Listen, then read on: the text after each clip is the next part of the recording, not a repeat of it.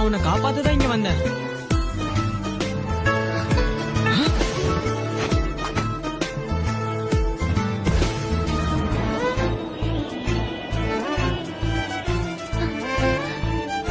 அப்புறம் ஏன் என்னை எப்பவும் இக்னோர் பண்ணிட்டே இருந்த?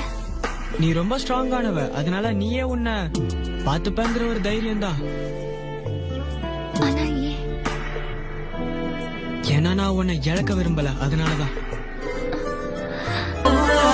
காந்தமாய் என்னை ஈர்க்கும் உந்தன் அன்பு இன்று சாந்தமாய் என்னை கட்டி போடும் ஜாலம் என்ன கேட்கிறேன் கூரடி பெண்மையே.